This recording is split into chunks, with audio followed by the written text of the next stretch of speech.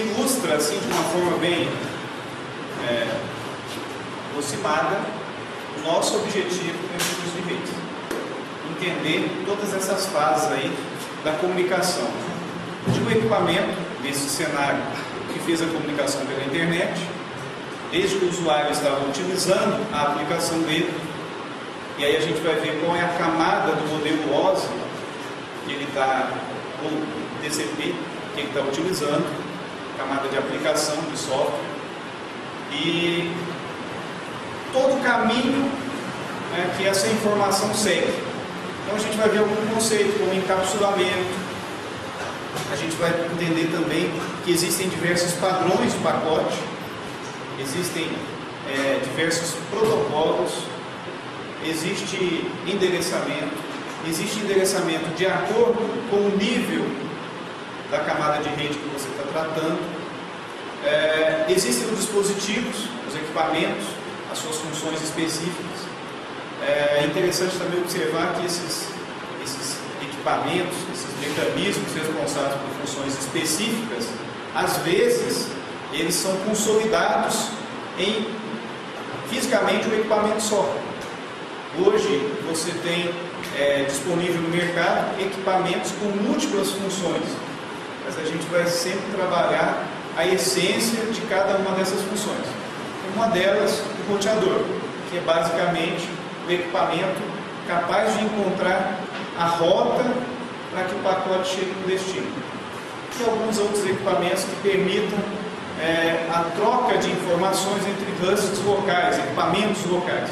Então, é muito comum nesse estudo preliminar de redes, vocês encontrarem alguma palavra, algum termo novo.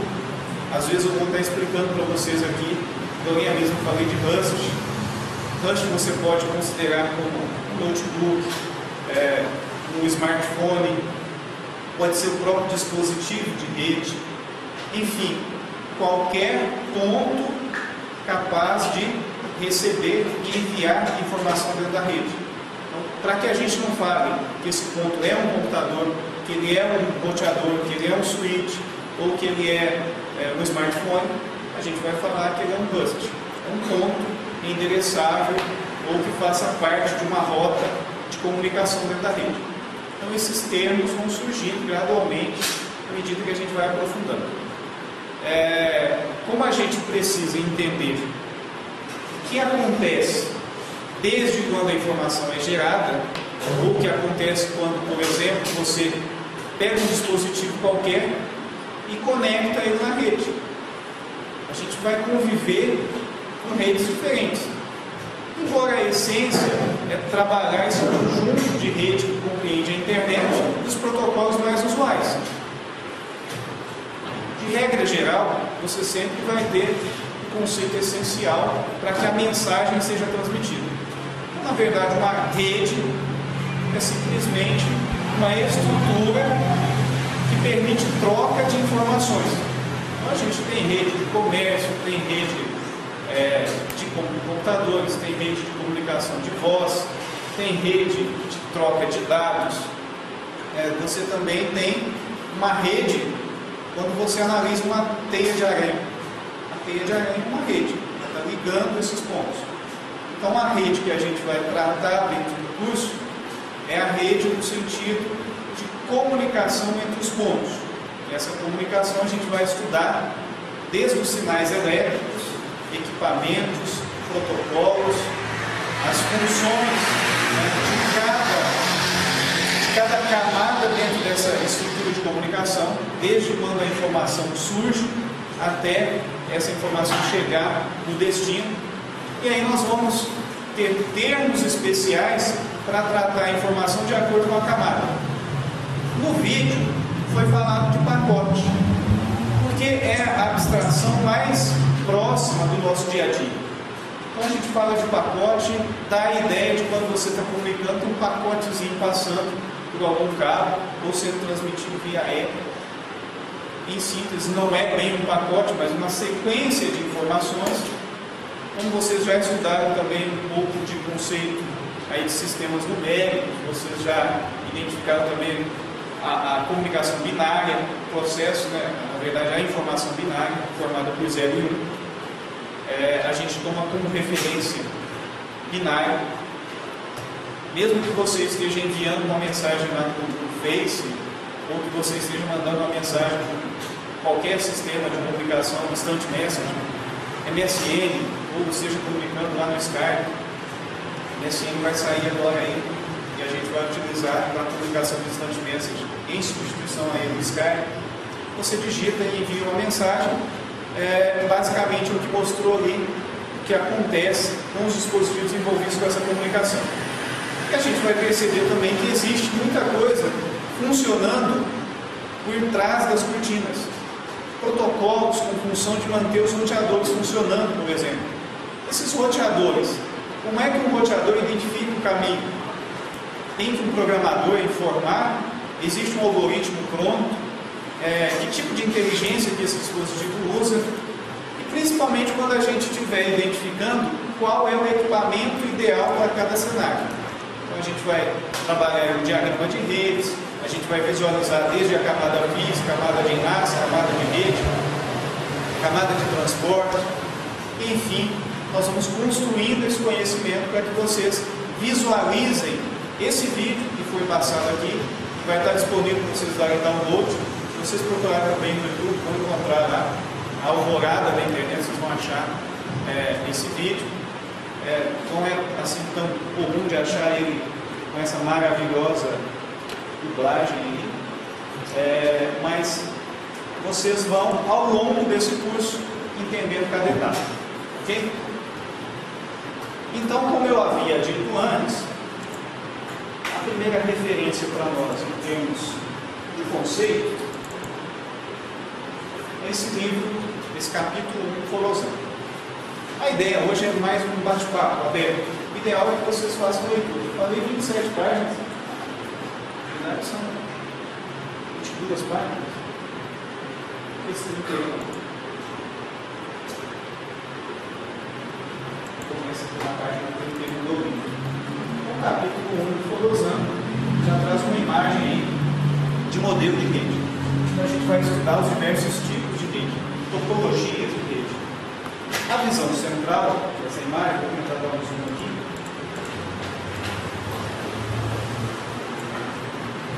Nós estamos falando de redes de computadores. Conceitos básicos. Para que a rede, ou para que exista, a comunicação, todos nós estamos comunicando o tempo todo, é preciso que você tenha alguém com a intenção de comunicar, a origem, o destino, o emissor, o receptor, ora com papel invertido, precisa de uma mensagem, que o conteúdo está sendo transmitido. E vamos imaginar o seguinte: alguém que consegue emitir som da mesma espécie, necessariamente vai conseguir se comunicar? O que vocês acham que é preciso existir para que alguém se comunique? Quem quer se pronunciar? Falar a mesma língua. Falar a mesma língua, né? Isso acontece com a gente. Se você vai para um país asiático, não está acostumado com a língua, você vai ter dificuldade no processo de comunicação. Não podemos dizer que você não vai conseguir se comunicar, porque você pode utilizar simbologias, ou representações de fatos, de objetos, alguma notação que te permita entender. Uma das formas fáceis de comunicar é você ter imagens padronizadas. Considerando que você enxerga, você já tem uma noção. Então, essa indicação por sinais, ela facilita o processo de comunicação e principalmente simplifica para quem utiliza uma linguagem diferente. Você padroniza, na verdade, essa linguagem a partir, basicamente, da linguagem visual. Então, se você chega no aeroporto, tem uma setinha lá indicando, de alguma forma, no sentido de saída, você deduz que é de saída. Mas essa comunicação tem como base para funcionar direitinho essa linguagem, que nós não vamos falar em rede necessariamente em linguagem, nós vamos falar de protocolo. Então, o que é esse protocolo? Um conjunto de regras pré-estabelecido para permitir que a origem e o destino consigam trocar informações inteligíveis. Isso já acontece com vocês dentro lá da linguagem de programação. Aquela linguagem que você utiliza em C#, a sequência de comandos, é dentro do protocolo, ou seja, do conjunto de C#. Se você quiser fazer a mesma coisa, ou seja, solicitar ao sistema operacional para ter o mesmo comportamento que você faz com uma determinada sequência de C#, se você for fazer isso em Java, você vai escrever diferente. Então, tentando transmitir a mesma mensagem para aquele sistema operacional, que vai executar um conjunto de tarefas, você vai usar uma linguagem diferente. Então, vocês já têm essa experiência de que se você escrever o programa lá em Java e passar para o interpretador do C#, ele não vai entender. O framework é diferente. Você está usando o framework .NET e o outro é o framework Java, ou a máquina virtual Java. Semelhante a esse processo, também você vai visualizar os protocolos dentro da comunicação da rede. Então, esses protocolos e padrões, né, eles vão compreender todos estes itens, né, que fazem parte da comunicação pela rede, independente do conjunto que compõe a rede. Por que existe isso? Basicamente por causa dos fabricantes ou dos padrões. Inicialmente, alguns fabricantes de dispositivos, alguém queria fazer um dispositivo comunicar com o outro. Esse dispositivo comunicava via cabo. O que eles utilizavam para transportar a informação? Um sinal elétrico. Olha, mas esse sinal elétrico vai ter qual velocidade? Qual vai ser a potência desse sinal elétrico? Por quanto tempo vai durar cada sinal? O que vai acontecer se um sinal se perder? Essa convenção é o padrão, o protocolo construído ou constituído por aquele fabricante. E o que acontece? O que foi acontecendo à medida que o fabricante foi desenvolvendo o seu protocolo? Ele tinha um conjunto de regras que o outro fabricante não tinha. E aí a interconectividade entre os sistemas diferentes, a gente costuma chamar de proprietário. Esse sistema proprietário é aquele que detém, ele tem a propriedade sobre aquele conjunto, aquele dispositivo, aquela regra, aquele protocolo, e ele não disponibiliza para outros, salvo se não tiver uma licença, um pagamento, um treinamento, enfim, ele fecha. Mas aí, para que houvesse, né, um padrão aceito, utilizável por todo mundo, deveria existir algo acessível e principalmente de forma fácil, simplificada. E aí é por isso que o padrão aberto de comunicação tornou-se uma referência e passou a ser adotado pela maioria dos sistemas. Então, no início, as grandes redes ou as grandes empresas que existem hoje, quando começaram a construir dispositivos de rede, a maior dificuldade que elas tiveram é em acertar padrões aceitáveis pela maioria. Então, existem padrões em mercado que são fechados, só servem para determinado dispositivo. Esticando um pouquinho esse assunto, pode acontecer, por exemplo, um protocolo para você comunicar rede sem fio. Existem já padrões abertos, padrões mundialmente aceitos e que são aceitos inclusive pelos órgãos normativos dentro de um país. Então, quer dizer, o país tem um conjunto de regras e ali existe uma convenção entre os líderes, o governo, a equipe técnica de pesquisa, para aceitar aquele padrão ou não. Já imaginou um país dizer o seguinte: olha, eu não vou utilizar o padrão TCP/IP, é proibido utilizar no meu país. Então ele vai ter muita dificuldade para trocar informação com a mesma rede que os outros povos conseguem. Mas ele pode, de repente, criar uma central de tradução, internamente utilizar um protocolo só dele, e ter acesso a uma outra rede. Claro que isso deve custar mais caro, porque ele vai ter que fazer esse trabalho de tradução. Seria mais ou menos o que acontece com quem vai viajar para um país onde ele não tem a mínima noção da língua. Se você quiser se comunicar com os nativos, você paga alguém para traduzir. Então, existe uma questão importante, que é o custo-benefício. Um protocolo muito complexo, muito caro, muito difícil, ou que não funciona na maioria dos dispositivos, tende a não ser utilizado pela maioria. E, obviamente, ele dificulta a interconexão. Então, nós temos aqui uma divisão entre os componentes, ou a composição da comunicação de dados e da conexão, ou seja, da conectividade. Então, eu tenho componentes, representação de dados e fluxo de dados para compor aí essa estrutura de comunicação de dados. Para que eu consiga estabelecer conexão e conectividade, e uma delas já está destacada aqui, a internet. A internet que é essa grande rede interconectando quase todas as redes. Por que eu falo quase todas as redes? Porque se você quiser montar uma rede sua que está conectada à internet, você pode. A maior parte das redes está comunicando com a internet, mas você pode ter redes que não estão comunicando com a internet. Dentro desse conjunto de redes que compõem a internet, você tem as redes próximas, geralmente as redes que ligam conteúdos cujo interesse é local, tá? São as LANs, ou Local Area Network, ou seja, uma rede próxima que troca informações de interesse comum. A questão da rede local, a gente tem que tomar cuidado se visualizar somente como distância. Eu estou ligando dispositivos próximos, então eu estou numa rede local.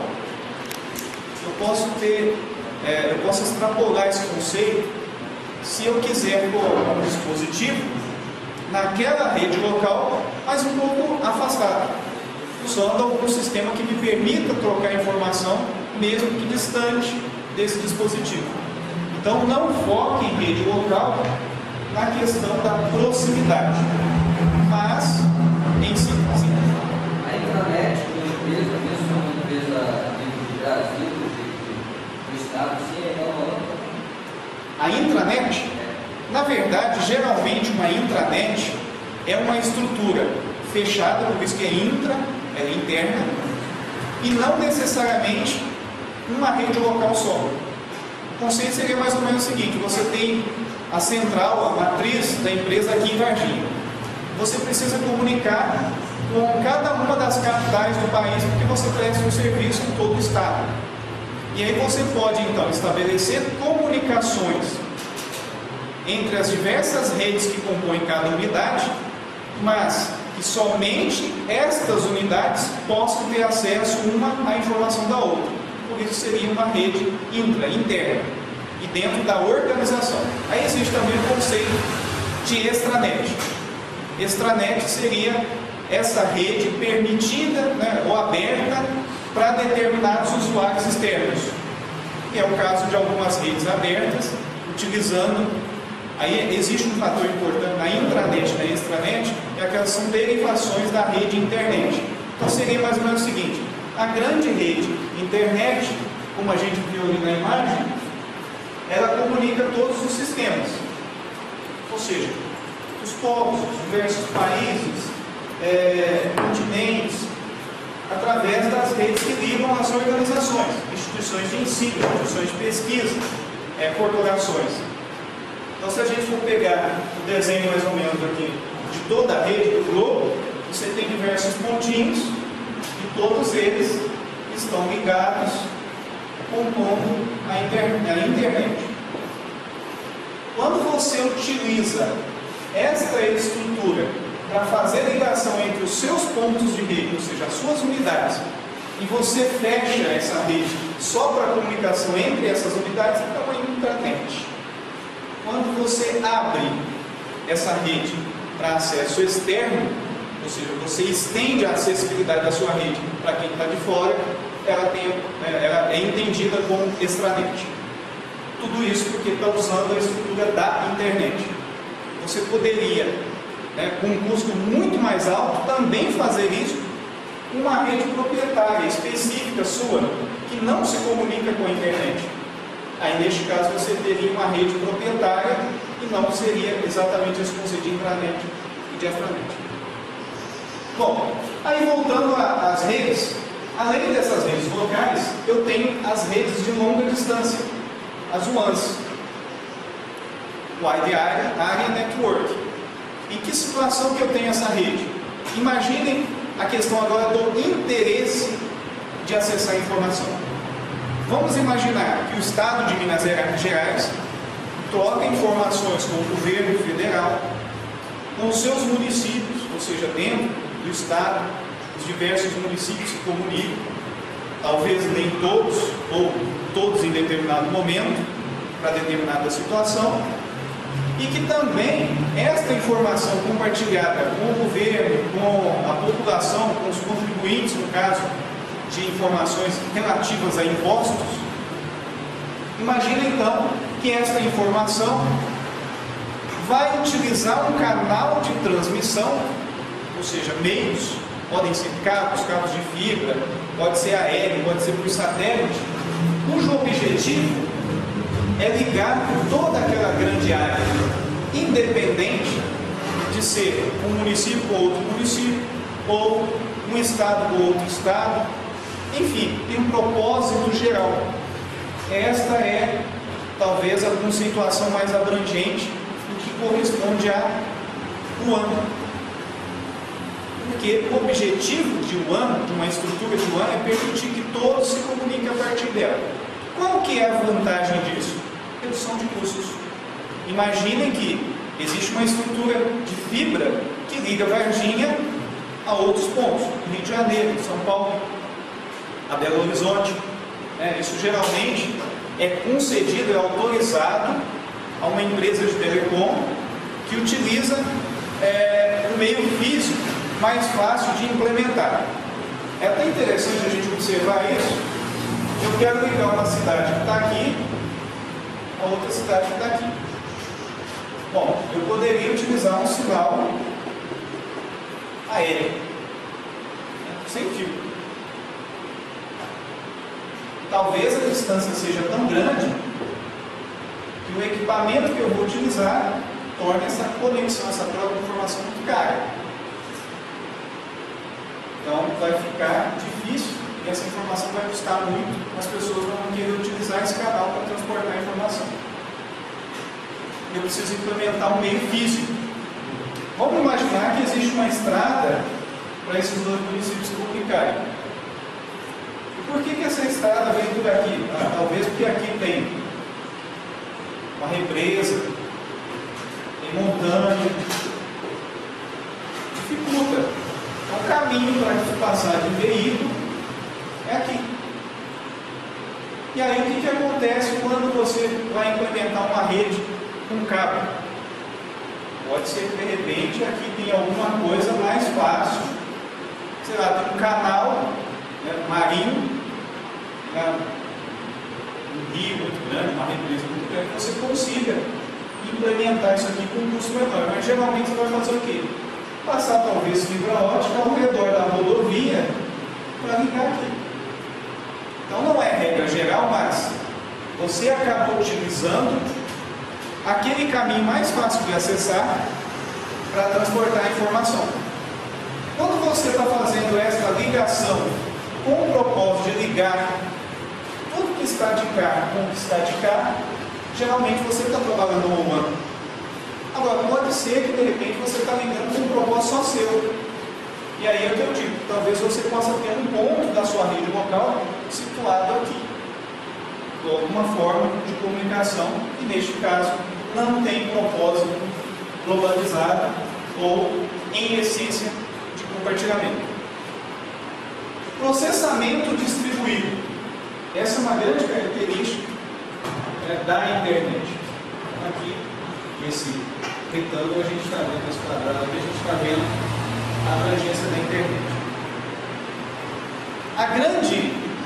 A gente viu no vídeo, talvez o grande lance aí para a internet ter sido aceita, né, e ter disseminado no mundo, seja essa questão de não existir tão somente um centro, um local único de processamento.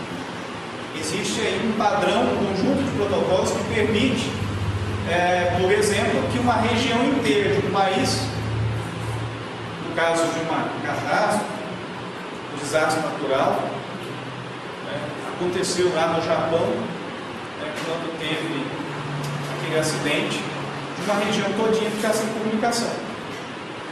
Mas isso não parou o funcionamento da internet, porque a internet ela abrange toda essa estrutura de rede. Então aquela região ficou sem condições de acessar a internet. A internet vai existir até que existam dispositivos utilizando esse padrão de comunicação que permite que você adicione mais dispositivos e que isso se mantenha funcionando mesmo que muitos dispositivos façam parte. Essa estrutura, é claro, tem que ser projetada na dimensão suficiente para dar conta de trafegar toda a informação. Mas é possível, por exemplo, limitar essa informação. É o que acontece com uma instituição, quando ela quer acessar a internet, ela tem 500 computadores, mas ela não tem um canal para passar a informação de interesse de todo mundo. Não quer dizer que ela está fora da internet. Quer dizer que ela tem falhas na transmissão de alguns dados. Também o vídeo mostrou o que acontece com os pacotes. O roteador pega o pacote, coloca no canal e manda. Só que o pacote demora tanto tempo para chegar que aquele emissor não tem confirmação e entende que não foi.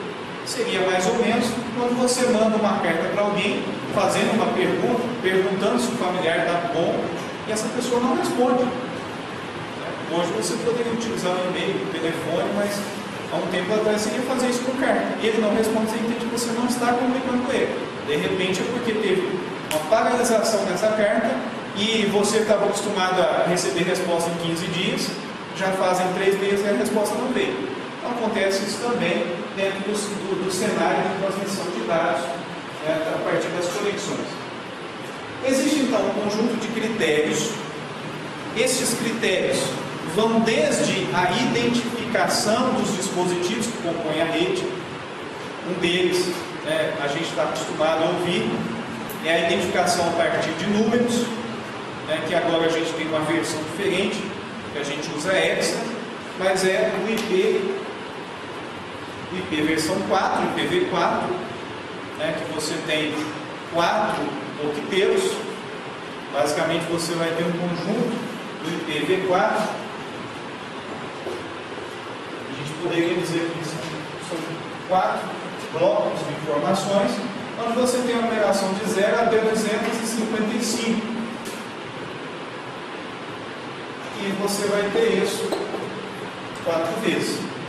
O que aconteceu com essa padronização aqui de identificação? Ela não é suficiente mais para todos os dispositivos que querem comunicar.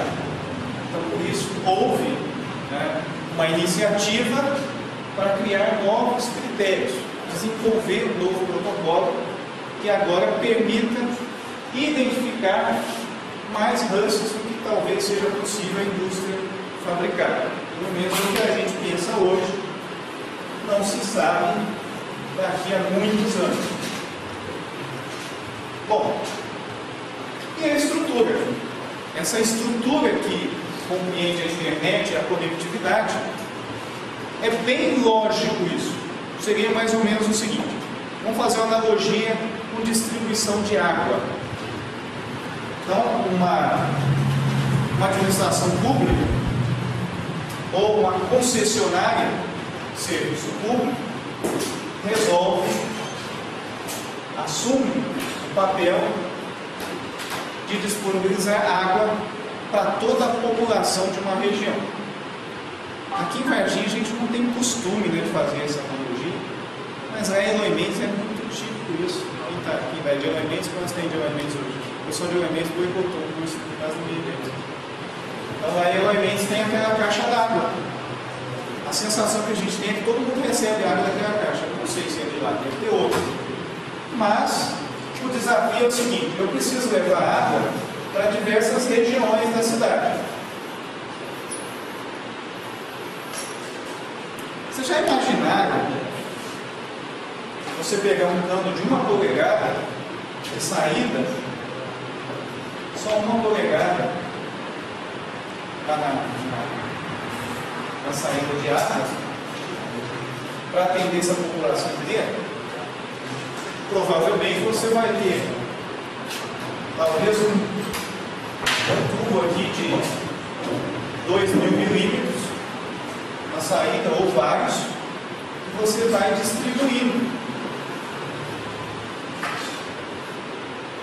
À medida que você vai chegando no extremo, essa estrutura vai afinando, porque você não vai ter tanta demanda para distribuir água. Quando se fala das redes, é semelhante. Então você sempre tem uma espinha dorsal. Essa espinha dorsal, o backbone, é aquela estrutura capaz de suportar. Vou imaginar que tem 2 regiões. Vamos separar isso em 2 regiões. Região A são esses blocos aqui. E a região B, esses outros blocos aqui. Qualquer um de cá pode ter interesse em comunicar com qualquer um de cá. Mas o canal de comunicação vai passar por aqui. Qual é a dimensão correta deste canal? Olha, tem que ser uma dimensão suficiente para atender toda a demanda de cá e de lá e ser ainda viável tecnicamente, operacionalmente e financeiramente. Não faz sentido você comprar um roteador ideal para trafegar dados de 1 milhão de pessoas e colocar no município que tem 10 mil, numa região que tem 10 mil pessoas. Superdimensionamento custa caro. Isso pode ser possível tecnicamente e inviável economicamente. Então, sempre que vocês imaginarem a questão de estrutura ou de infraestrutura de uma rede, você tem que pensar nessa questão. Então, uma grande organização que reúne um conjunto gigantesco de informações, constantemente trocando informações e concentrando em algum local, para que alguém visualize e administre, ela vai ter uma estrutura maior. Assim, basicamente, existem pontos fundamentais ou estruturas para suportar toda essa demanda de informação. Essas estruturas, na verdade, compõem o que a gente chama de grande rede ou a rede de longa distância. É a estrutura que liga os pontos principais. Então, dentro desse modelo de rede, a gente vai encontrar tudo isso aí que a gente abordou. Essa leitura aqui é interessante vocês fazerem com calma. Se vocês estão preocupados, eu tenho que ler isso aqui tudo de uma vez, nós vamos estudando basicamente em cima daquela imagem.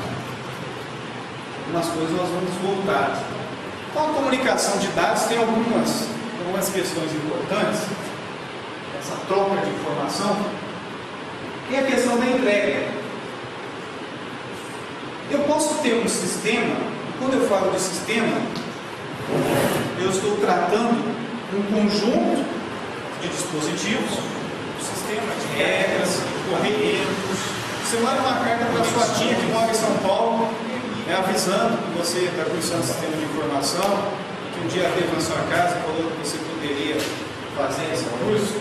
Aí você resolveu mandar uma carta para ela. Por que você está mandando uma carta? Sei lá, sua tia não tem e-mail, ela não tem telefone, ela não gosta de telefone. Você quer mandar uma cartinha, quer mandar talvez uma imagem lá, uma foto, você tem bastante antiga lá, não deu condições de digitalizar, você está mandando para ela. Qual que é a sua preocupação? Que dia que isso vai chegar do jeito que eu estou mandando? E outra coisa, vai chegar para a pessoa certa, e de repente isso pode chegar para outra tia sua que você não quer nem que saiba que você está fazendo esse curso. Então essa preocupação de entrega compreende basicamente esses critérios. A confiabilidade. Como é que esse sistema vai garantir que essa informação vai chegar, ou seja, tem uma entrega, mas principalmente sem estrago, sem danificar? E o tempo de atraso? O que pode interferir num processo de comunicação? Conforme eu disse, se você estiver comunicando uma rede sem fio, aí você tem antena, e essa antena pode sofrer algum tipo de dano, ou ela pode sofrer uma interferência que muitas antenas podem sofrer, é um volume excessivo de água. Então você pode ter ali um impacto naquela comunicação. Pode ser que de repente a quantidade de informação por segundo já não seja a mesma. E se você tinha uma demanda durante um determinado momento, que aquela velocidade de informação fosse fundamental, aí você já vai ter falha no processo de comunicação. Resumindo, alguns daqueles pacotes, ou muitos, podem ser considerados como perdidos. Esse considerado como perdido é basicamente o seguinte conceito: se eu estou fazendo uma transmissão de dados que eu quero garantia de entrega, a mensagem de confirmação precisa chegar. Então, mesmo que o sinal chegou do outro lado, mas eu não tenho confirmação de que ele existe, de que ele está no seu destino, eu tenho uma falha. O sistema tem que permitir que isso seja identificado e tratado. Os componentes de comunicação, que eu já venho falando aqui, estão resumidos aqui. Se eu quero comunicar alguma coisa, a minha mensagem. Nesse processo eu tenho alguém transmitindo, transmissor, ele vai enviar. Receptor, destino, no caso da nossa comunicação, redes de computadores, o host, alvo dessa comunicação. Um meio, esse meio, o meio físico, por onde aquela energia vai passar para levar a informação. Esse meio pode ser guiado ou não guiado. Ou seja, eu posso ter algo ali palpável, que você vai carregar, que você vai manipular, como um cabo. Você pode também utilizar uma composição aí do aéreo, que a gente às vezes pensa assim, comunicação sem fio, eu não tenho meio. Lógico que eu tenho. Porque na verdade eu tenho uma composição de elementos que permitem transportar essa informação. E eu tenho um protocolo, que é basicamente um conjuntinho de regras para permitir, em linhas gerais, a minha linguagem. Aqui eu tenho um exemplo de comunicação. Agora, voltando aqui a alguns padrões, no sentido de representação de dados. Eu comecei a falar um pouquinho disso ontem, mas a gente pode fazer mais um estudo aqui para entender bem esse processo. A gente utiliza, nós ocidentais utilizamos padrão numérico. Qual é mesmo o padrão numérico que a gente utiliza? Arábicos. Às vezes acontece, você fala assim, mas que número é esse? Arábico. Aí fala assim, mas o que é isso? Eu não sei.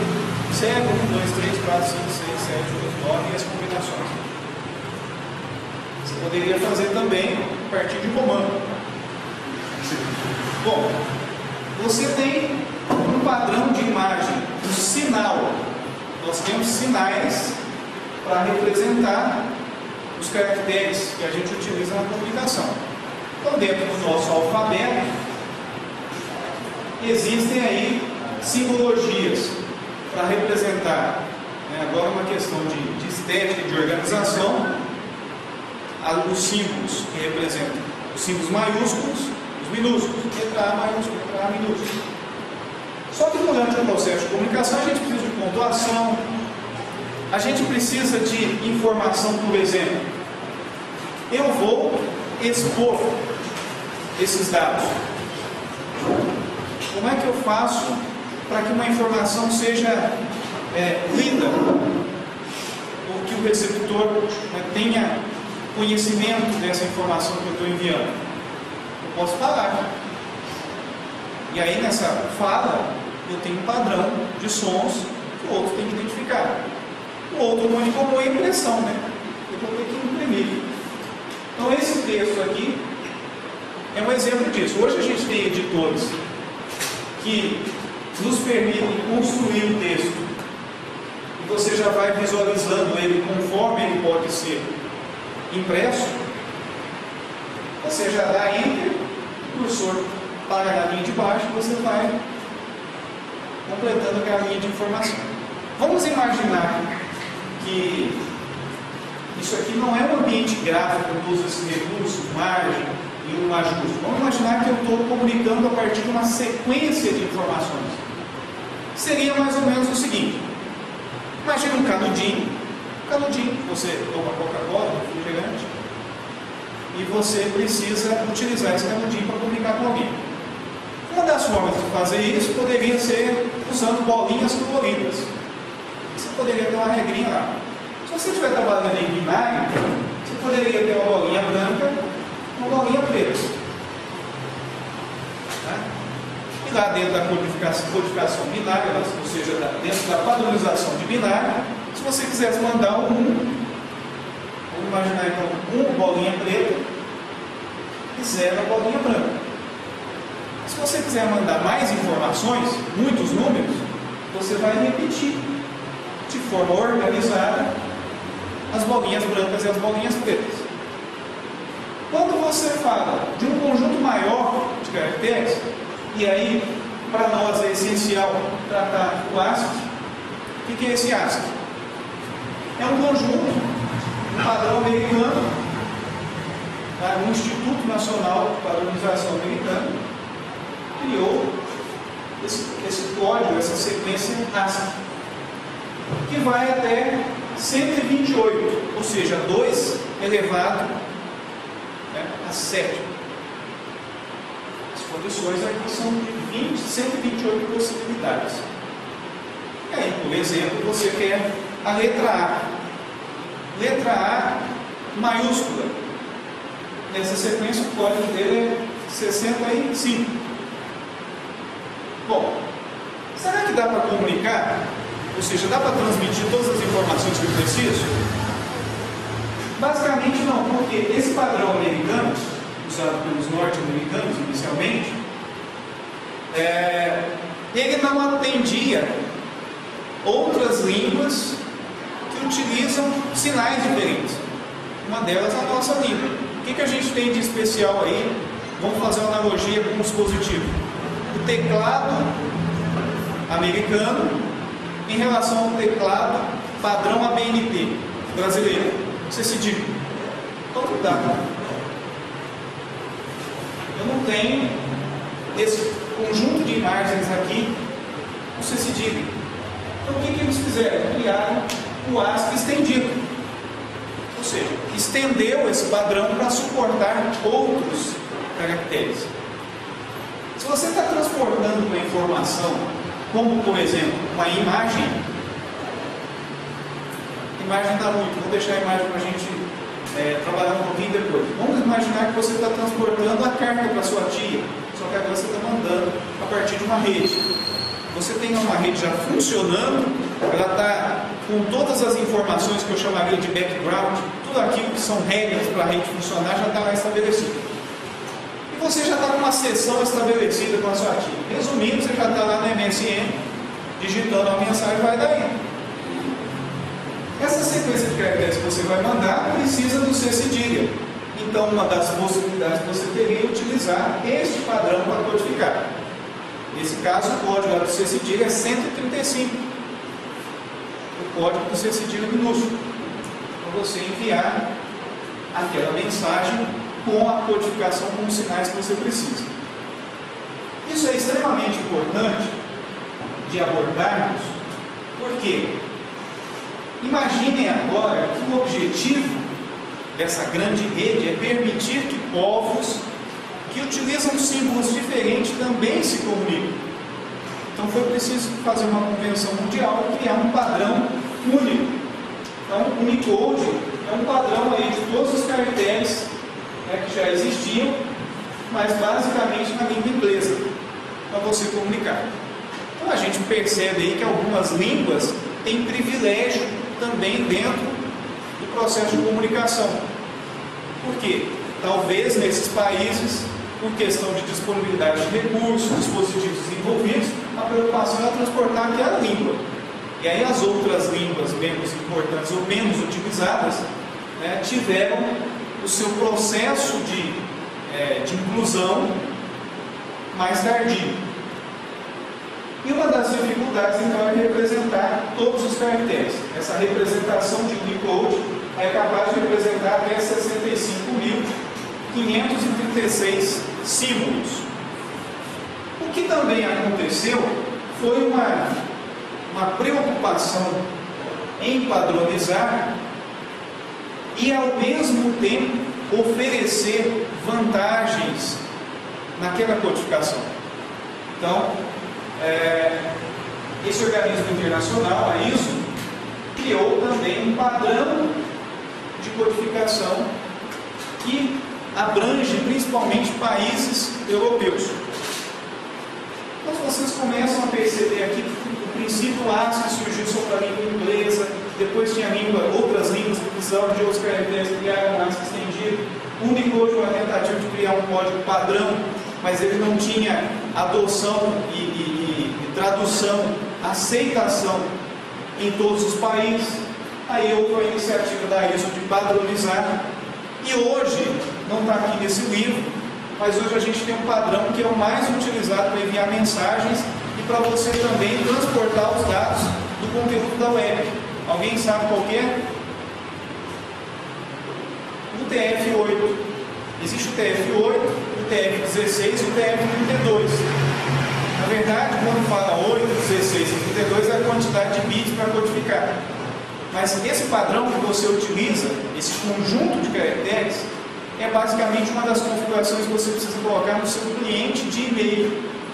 Se de repente você vai receber e-mail de alguém que não utiliza um padrão de codificação suportado pelo ASCII, se o seu cliente de e-mail tiver configuração para suportar o ASCII, todo código que vier ele não entender vai colocar um símbolo qualquer que representa algo que ele não conhece.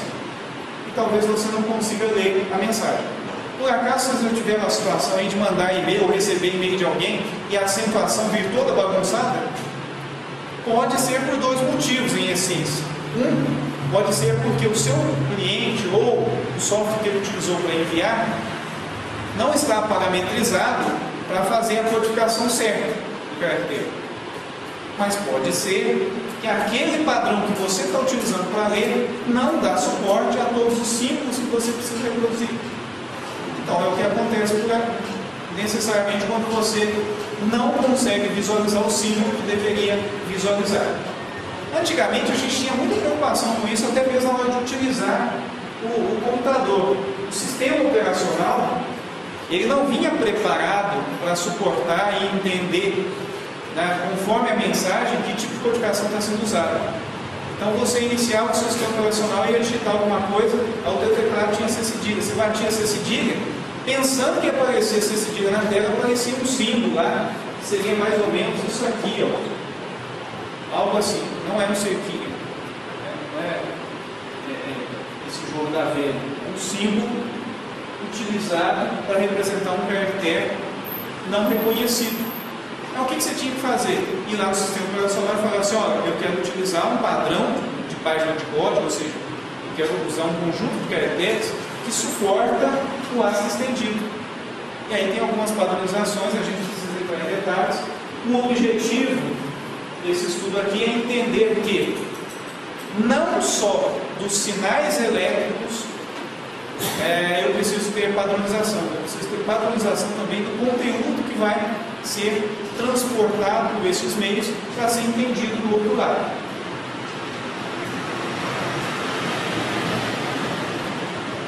A direção do fluxo. Os dados, a troca de informação entre dispositivos, e agora eu já posso falar Rust. Vocês já sabem o que é.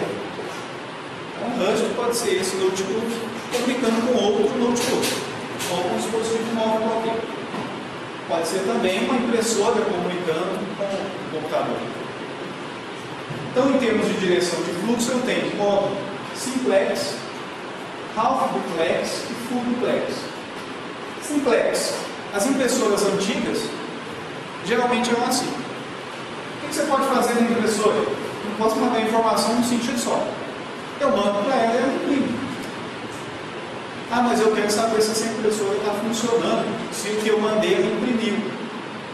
Então eu poderia ter um outro caminho no sentido contrário, que me manda informações de um determinado status. Mas eu não tinha essa comunicação nos dois sentidos quando eu estava mandando essa mensagem.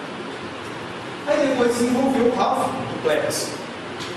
O Ralph Duplex, ele quer dizer o seguinte: olha, eu consigo comunicar dos dois lados, mas infelizmente eu não consigo fazer isso ao mesmo tempo. Geralmente é quando eu estou utilizando aquele meio com exclusividade só para enviar os dados. Se eu quiser receber, essa exclusividade alterna, e aí eu recebo os dados em outro sentido. Existem dispositivos de rede, até mesmo para redes locais, que quando você liga diversos computadores nele, ele troca informação em modo Ralph Duplex. Por isso que vocês estão estudando esse conceito. A hora que você for especificar esse equipamento, ou você for conferir, ou que você chegar numa empresa para fazer um diagnóstico do possível gargalo, você chegar lá e falar: opa, tem um ponto importante de comunicação, está ligando o pessoal do administrativo com o pessoal da produção, e lá tem um equipamento Ralph Duplex. Por que eu troco esse dispositivo para um full duplex? Um duplex, eu consigo enviar a informação e receber a informação ao mesmo tempo. Tá? Então, basicamente, é isso que a gente tem no sentido de fluxo. Tem aqui uma imagem, uma direção, duas em tempos diferentes e aqui ao mesmo tempo. Bom, para não ficar aqui nessa sequência conforme está o capítulo que for usando, eu vou falar agora uma abordagem mais geral de redes, que a gente vai trabalhar nessa disciplina. Para efeito de situar, a gente vai estudar as topologias de rede. E aí tem uma questão importante para vocês. Essa turma não faz ENAD, né? Vocês não têm que fazer a prova do ENAD. Vocês sabem o que é ENAD? É um exame que o aluno faz em graduação, no começo do curso e no final do curso, conforme as diretrizes do MEC.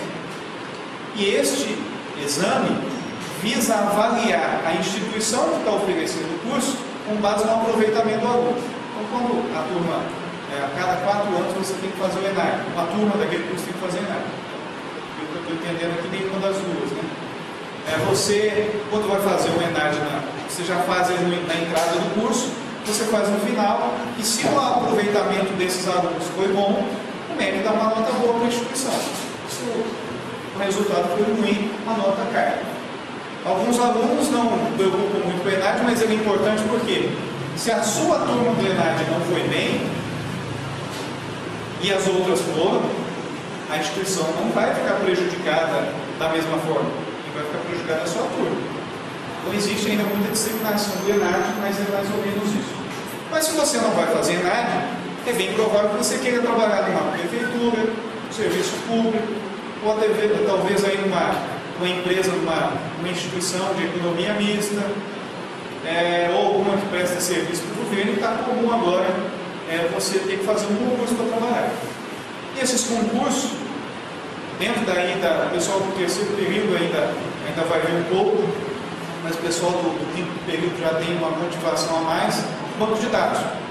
O que cai nessas provas? Que tipo de conceito que é exigido? Por incrível que pareça, quase todas as provas desse concurso, esse capítulo que for usando cai.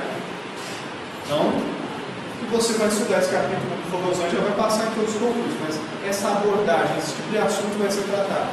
Você conhecer topologias de rede. Então a gente vai conhecer um pouco dessas topologias, mesmo que muitas dessas topologias já não sejam comuns no mercado, ou até sejam ainda comuns em algum cenário, mas não no nosso cenário. Por que eu estou falando de nosso cenário? Nós estamos no sul de Minas, interior, cidade relativamente pequena, e aqui você não encontra cenários de grandes organizações. Mas você pode vir trabalhar numa capital, você pode trabalhar fora do país e conhecer cenários diferentes. Então, talvez essa estrutura não esteja próxima, mas você fala assim, por que eu tenho que aprender isso? Você tem que aprender porque se você for fazer um concurso, essa questão básica de conceitos de rede, emissor, topologia, é questão garantida em concurso. Então a gente vai estudar essas topologias e vamos praticar nas topologias mais utilizadas. Então a gente vai estudar aí barramento, rede estrela, e tem alguns exemplos que eu não vou detalhar agora.